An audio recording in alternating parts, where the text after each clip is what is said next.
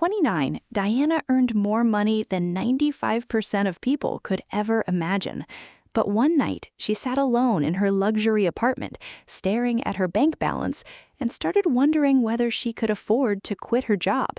She earned $200,000 a year, yet walking away from that paycheck terrified her. How did a dream salary become a financial prison? Just 3 years earlier, Diana's life looked completely different. She earned far less, rented a modest apartment, cooked most of her meals, and actually knew where every dollar went. She didn't have luxury vacations or an expensive car, but she had something she didn't realize was valuable: breathing room.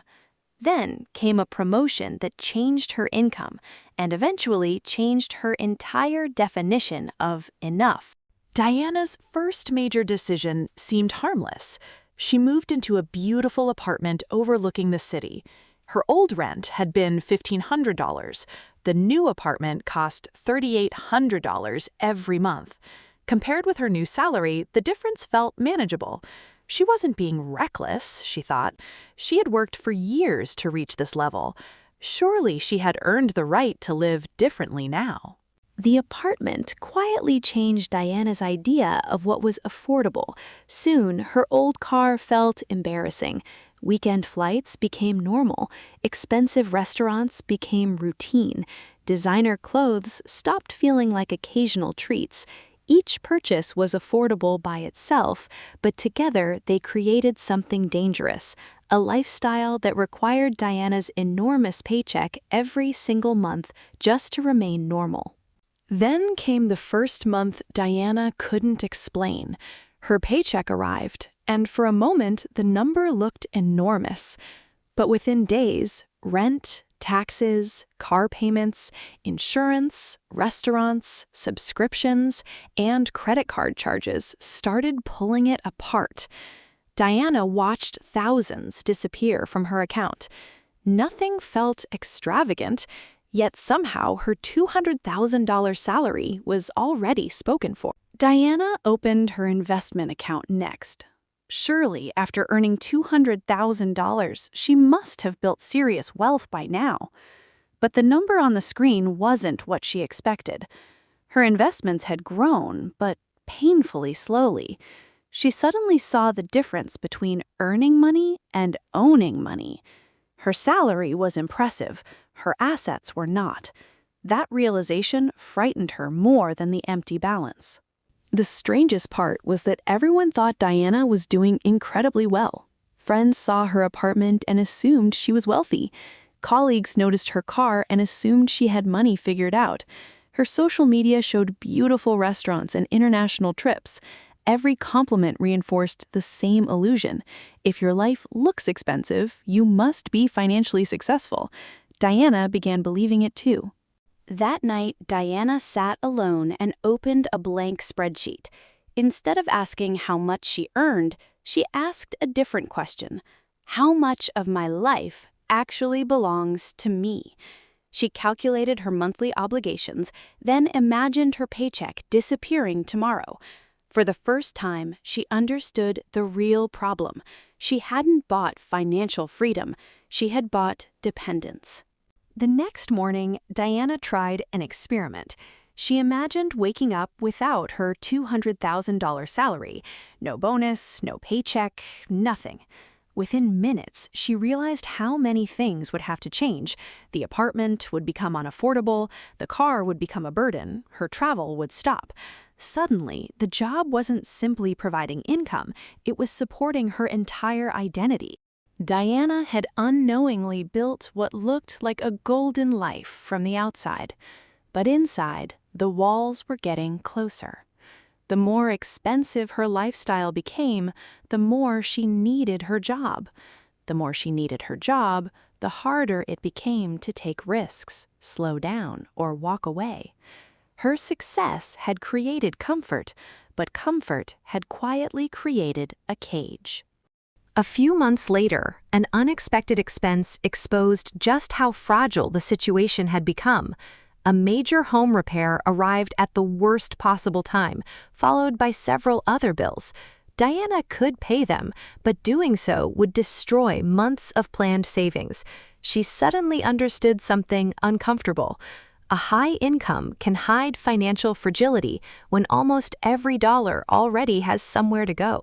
That was when Diana finally understood the trap.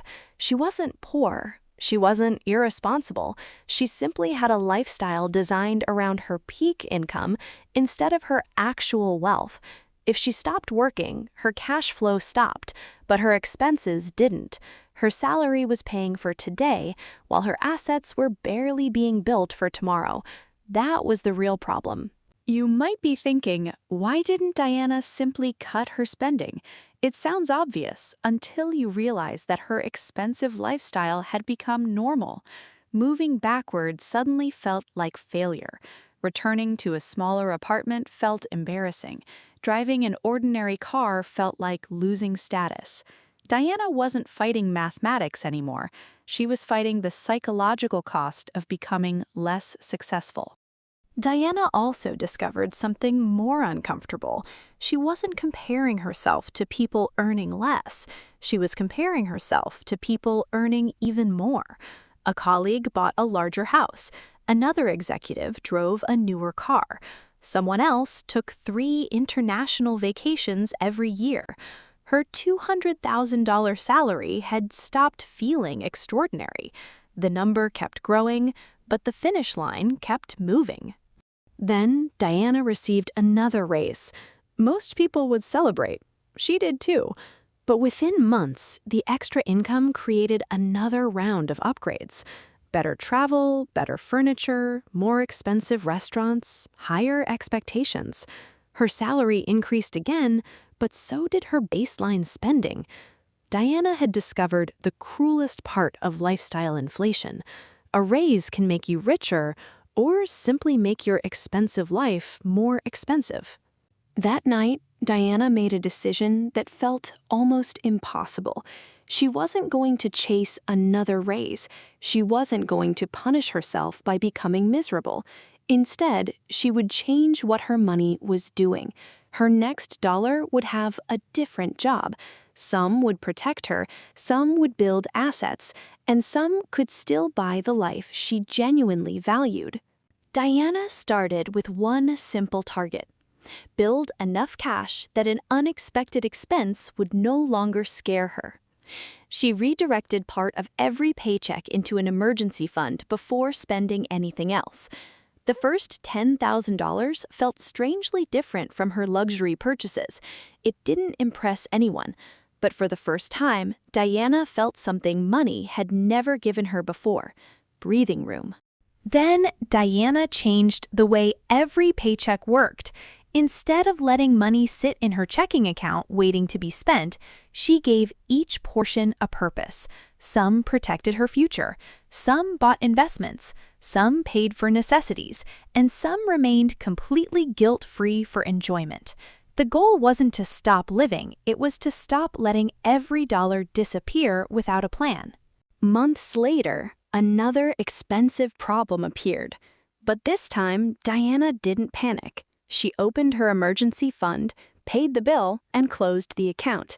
No credit card balance, no borrowing, no desperate overtime.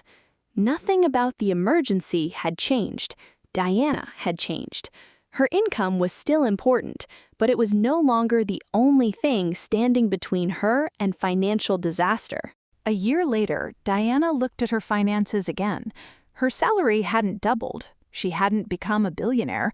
Her lifestyle wasn't dramatically more luxurious. But her investments were growing. Her emergency fund was stronger, and her monthly obligations were falling. For the first time, she wasn't asking, "How much do I earn?" She was asking, "How much of my life can my money support?" Then Diana did something she once considered impossible. She calculated how long she could live without her salary. The answer wasn't forever, but it was no longer zero. Her emergency fund could cover months. Her investments were growing. Her fixed expenses were lower. For the first time, losing her job wouldn't immediately destroy her life. She hadn't retired, but she had finally created options. Diana finally understood something that her $200,000 salary had never taught her. Being rich wasn't about making the biggest number on a paycheck. It was about needing less of that paycheck to maintain your life. It was owning assets instead of only earning income. And most importantly, it was having enough financial strength to choose what happens next. Diana still earned $200,000. The number hadn't magically become meaningless. Income mattered, but now she understood its proper role. A high salary should be used to build something that eventually makes the salary less important. Because the real danger isn't earning too little. Sometimes it's earning enough to build a life you become too afraid to walk away from. So here's the uncomfortable question Diana's story leaves behind. If your paycheck disappeared tomorrow, how much of your life could continue without changing? Not your salary, not your job title, your actual life. Because that number may tell you more about your financial health than your annual income ever could.